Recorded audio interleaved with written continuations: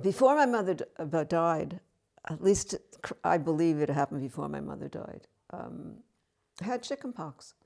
And I was sleeping in my brother's bed, because when I was very sick, I would sleep in his bed. It was a bed, and he would sleep in the cot or move someplace else. And I had a dream. And in the dream, there was an illuminated ladder stretching from heaven to the ground. And I was in the desert, asleep in the desert with my head on a rock. And the angels came down the ladder and told me that they were coming to take my mother.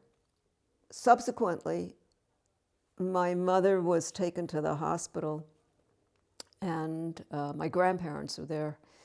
And I didn't know what was going on. No one had told me anything, essentially.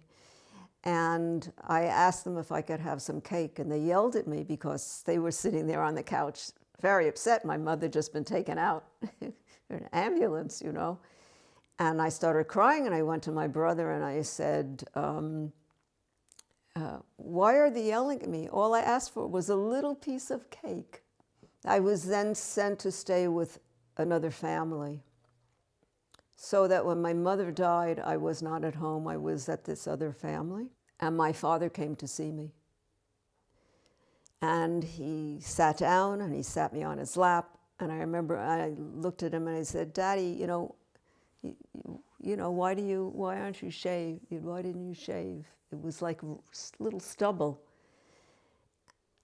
And he looked at me and he said, I have to tell you something. And I said, what? And he said, the angels came and took your mother away.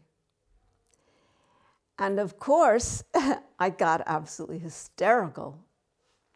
My mother was already dead and buried at that point.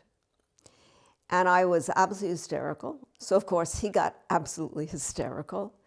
And Minnie, the woman of the house, said, Sue, come in here. She called me into the kitchen and she said, stop crying. You're upsetting your father. You are never to do that again. And I didn't.